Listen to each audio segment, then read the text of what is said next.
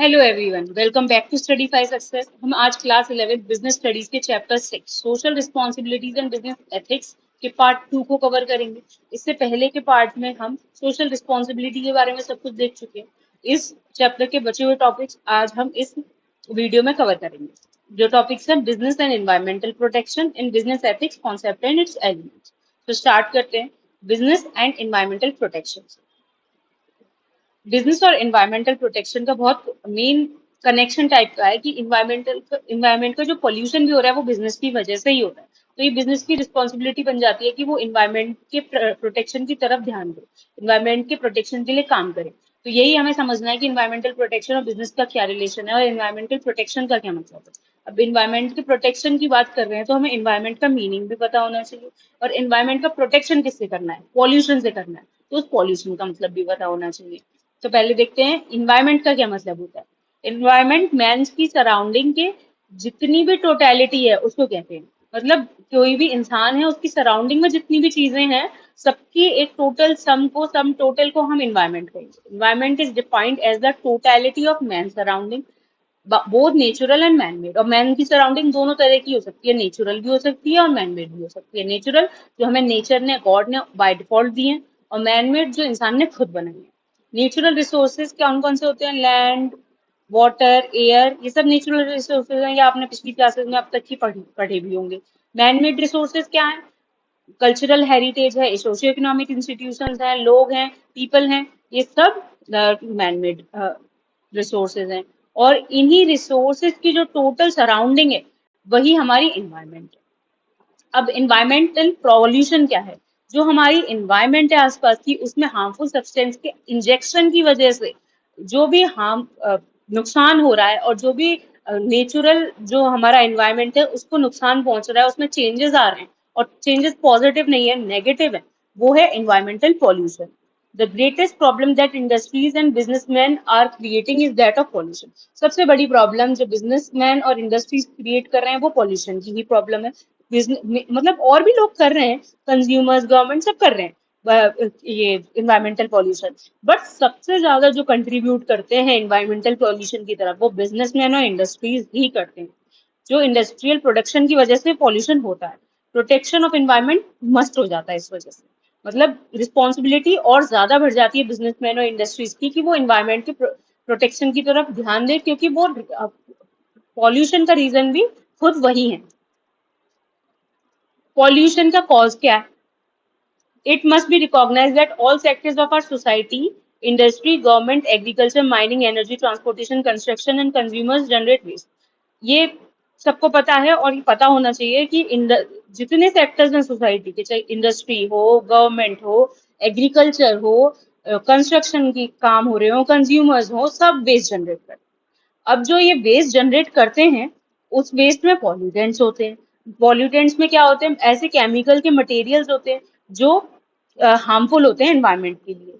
और जो ये जो केमिकल्स हैं ये डिस्कार्ड होते हैं प्रोडक्शन और कंजप्शन के प्रोसेस में। जो भी वेस्ट बच गया वही वेस्ट है, जो भी कुछ बच गया वो वेस्ट है, और वो वेस्ट में पॉल्यूटेंट्स है जो हार्मफुल है हमारे एनवायरनमेंट के लिए, जो पॉल्यूशन क्रिएट कर रहे हैं। Pollution is caused by these pollutants. यही पॉल्यूटेंट्स पॉल्यूशन क्रिएट कर रहे हैं। जो इन्वायरमेंट में रिलीज हो जाते हैं उसकी एसिमिलेशन कैपेसिटी से ज्यादा।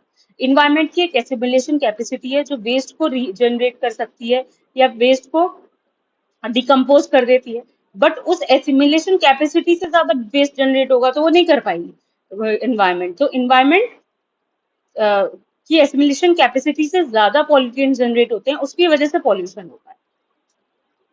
कुछ इन्वायरमेंटल प्रॉब्लम्स हैं जो पॉल्यूशन की वजह से हो रही हैं, वो यूनाइटेड नेशंस ने आइडेंटिफाई किए मेन 8 प्रॉब्लम्स जो डैमेज कर रही है हमारे नेचुरल एनवायरनमेंट को। जो हैं ozone depletion, global warming, solid and hazardous waste, water pollution, fresh water quality and quantity, deforestation, land degradation and danger to biological diversity. Pollution के कुछ टाइप्स भी हैं। आप पॉल्यूशन के बारे में देखा तो पॉल्यूशन के कुछ टाइप्स भी हैं, ये आपने अब तक की क्लासेस में पढ़े होंगे, आप इनके बारे में जानते होंगे। बट थोड़े से क्रक्स में मैं इनको बता देती हूँ कि मेन टाइप्स हैं air pollution, water pollution, land pollution और नॉइज पॉल्यूशन। एयर पॉल्यूशन क्या होता है? एयर पॉल्यूशन स्मोक और केमिकल जो भी फैक्ट्रीज एमिट कर रही हैं एयर में, फैक्ट्रीज या व्हीकल्स से जो भी केमिकल्स और स्मोक जा रहा है एयर में और एयर को पॉल्यूट कर रहा है, ओजोन लेयर के डिप्लीशन को भी ये लीड कर रहा है, और ग्लोबल वार्मिंग भी एयर पॉल्यूशन की वजह से ही हो रही है। और ये फैक्ट्री एयर पॉल्यूशन क्यों हो रहा है? केमिकल और स्मोक फैक्ट्रीज और व्हीकल्स के जनरेशन की। Water pollution, next water pollution chemical और वेस्ट जो एयर में गए उसने एयर पॉल्यूशन कर दिया।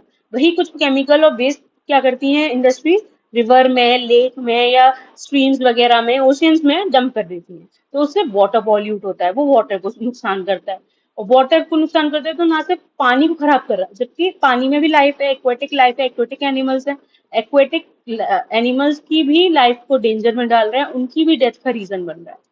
लैंड पॉल्यूशन, गार्बेज और टॉक्सिक वेस्ट को लैंड पे डंप कर देना, तो उससे क्या हो रहा है, लैंड की फर्टिलिटी कम हो रही है, तो फिर उससे एग्रीकल्चर वगैरह पॉसिबल नहीं हो पा रहा है।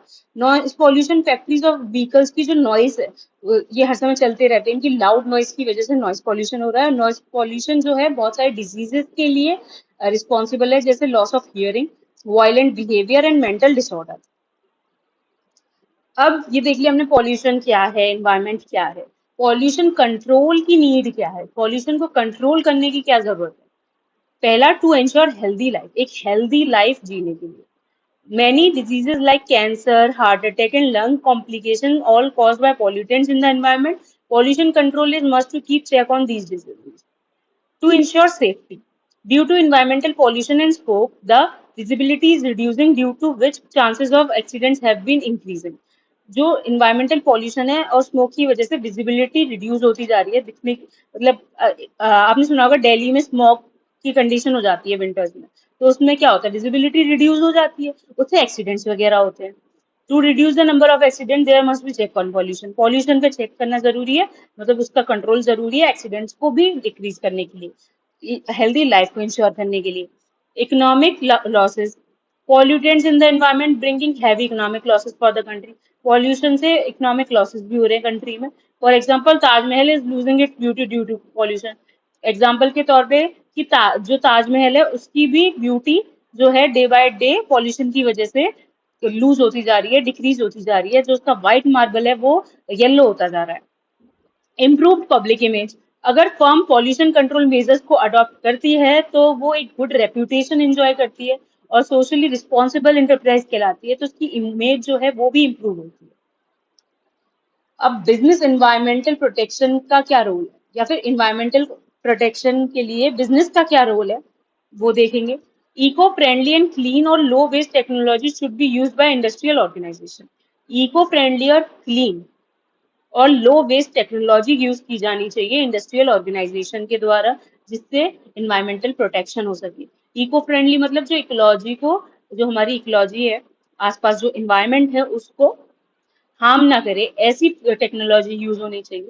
लो वेस्ट टेक्नोलॉजी यूज होनी चाहिए, ऐसी टेक्नोलॉजी जिससे वेस्ट कम से कम हो, कम से कम वेस्ट होगा तो उसको इन्वायरमेंट एसिमुलेट कर लेगा, ज्यादा एक्स्ट्रा बचेगा नहीं, और एक्स्ट्रा बचेगा नहीं तो वो पॉल्यूशन क्रिएट करेगा नहीं। Industrial waste should be recycled as far as possible, industrial waste recycle किए जाने चाहिए जितना हो सके उतना, मैक्सिमम से मैक्सिमम इंडस्ट्रियल वेस्ट रिसाइकिल किए जाने चाहिए। Plant and machinery should be modernize to minimize pollution, plant और मशीनरी को मॉडर्नाइज किया जाना चाहिए जिससे मिनिमम पॉल्यूशन हो। The business houses should comply with the laws and regulation enacted for prevention of pollution, जो भी लॉज और रेगुलेशन गवर्नमेंट के द्वारा बनाए गए हैं उनको किसके लिए, प्रिवेंशन ऑफ पॉल्यूशन के लिए, पॉल्यूशन की प्रिवेंशन के लिए जो भी लॉज और रेगुलेशन बनाए गए हैं वो बिजनेस हाउसेज को फॉलो करने चाहिए। Positive steps should be taken to save environment, environment save करने के लिए पॉजिटिव स्टेप्स लिए जाने चाहिए। These include plantation of trees, जैसे कि ट्रीज का प्लांटेशन करना, रिवर्स क्लीन करना, पॉन्ड्स क्लीन करना, ये सब पॉजिटिव स्टेप्स हैं, तो ये भी बिजनेस को करना चाहिए। ये हो गया हमारा एनवायरमेंटल प्रोटेक्शन और बिजनेस का पार्ट। अब है हमारा नेक्स्ट पार्ट जो है बिजनेस एथिक्स। बिजनेस एथिक्स क्या होते हैं? बिजनेस एथिक्स ऐसे समझे, एथिक्स क्या होते हैं? एथिक्स होते हैं what is right and what is wrong. Ethics का मतलब है क्या सही है और क्या गलत है, इसको आइडेंटिफाई कर पाना और उसके अकॉर्डिंग अपना बिहेवियर करना, जो सही है वो करना और जो सही नहीं है उसको ना करना। तो what is right and what is wrong is ethics. और बिजनेस एथिक्स क्या है? जब ये एथिक्स बिजनेस फॉलो करे, क्या सही है क्या गलत है इनको आइडेंटिफाई करे और उसके अकॉर्डिंग अपना बिहेवियर करे, वो हो जाता है business ethics. Business ethics refers to the moral values और स्टैंडर्ड्स और norms which govern the activities of the businessman. Business ethics moral values हैं, स्टैंडर्ड्स हैं, नॉर्म्स हैं जो एक्टिविटीज को गवर्न करता है किसकी, बिजनेसमैन की। By ethic, we mean the business practices which are desirable from the point of view of society. Ethics से हमारा मतलब है ऐसी business practices जो desirable हैं, जो acceptable हैं society के point of view से। The purpose of business ethics is to guide the managers and employees in performing their job. Business ethics का पर्पज होता है मैनेजर्स और एम्प्लॉयज को गाइड करना उनकी जॉब परफॉर्म करने के लिए। बिजनेस एथिक्स के एग्जाम्पल क्या है? Examples of business ethics are charging fair price from customers से fair prices लेना, unreasonable prices उसमें चार्ज नहीं करना। कोई भी चीज है ऐसी है जो मार्केट में अवेलेबल नहीं है पर उस बिजनेसमैन के पास अवेलेबल है, अब वो क्या करे कि उस चीज को, उस गुड को क्या करे, बहुत ज्यादा हाई प्राइसेस पे बेच रहा है, अनरीजनेबल रेट्स पे बेच रहा है, तो वो बिजनेस एथिक्स नहीं है उसके, वो अपने एथिक्स का पालन नहीं कर रहा। तो जो रीजनेबल प्राइस है उन गुड्स के वही चार्ज करना, अनरीजनेबल प्राइसेस को चार्ज ना करना और अनरीजनेबल प्रॉफिट अर्न ना करना। Giving fair treatment to workers, अपने वर्कर्स को फेयर ट्रीटमेंट देना, उनका एक्सप्लॉयटेशन ना करना, उनको सैलरी प्रॉपरली देना उनके वर्क के अकॉर्डिंग, ये सब, उनको एक अच्छा इन्वायरमेंट देना, सब बिजनेस एथिक्स का पार्ट है। और अर्निंग रीजनेबल प्रॉफिट, प्रॉफिट्स को भी रीजनेबल अर्न करना, अनरीजनेबल प्रॉफिट्स अर्न ना करना, और taxes time to time government को पे करना, रेगुलरली और ऑनेस्टली पे करना, ये सब बिजनेस एथिक्स होते हैं। बिजनेस एथिक्स के कुछ एलिमेंट्स होते हैं। एलिमेंट्स, फर्स्ट है top management commitment. The CEO and higher level manager must be committed to ethical norms. Top management का कमिटमेंट होना चाहिए एथिक्स की तरफ। जो सीईओ है या हायर लेवल मैनेजमेंट है वो कमिटेड होने चाहिए एथिकल नॉर्म्स की तरफ और एथिकल नॉर्म्स ऑफ बिहेवियर की तरफ। They this would set an example for employees and encourage them to follow ethical practice. ये एक एग्जाम्पल सेट करता है एम्प्लॉयज के लिए और एनकरेज करता है एथिकल प्रैक्टिसेस के लिए। पब्लिकेशन ऑफ कोड, कोड मतलब कोड ऑफ एथिक्स। तो एक कोड ऑफ एथिक्स क्या होता है? Code of ethics formal written document होता है प्रिंसिपल्स का, वैल्यूज का, स्टैंडर्ड्स का, जो गाइड करता है फर्म के एक्शंस को। एक formal written document which guides the firm, guide the firm for its action. It में कवर एरियाज, इसमें क्या क्या एरियाज आते हैं? वो आते हैं honesty, quality, safety, health care, etc. Next है establishment of compliance mechanism. A suitable mechanism should be developed to comply with the ethical standards of the enterprise. Enterprise के ethical standards से comply करने के लिए एक suitable mechanism डेवलप किया जाना चाहिए और mechanism जितने भी members हैं organization के सब तक communicate properly होना चाहिए। Employee involvement, it is the employees of the lower levels who implement ethical principles, so they must be involved in the process of developing ethical code. जो lower level के employees होते हैं main काम उन्हीं का होता है कि एथिकल प्रिंसिपल इम्प्लीमेंट कर पाए। वो क्वालिटी का कौन ध्यान रखेगा? वो लोअर लेवल की ध्यान रखेंगे, है ना।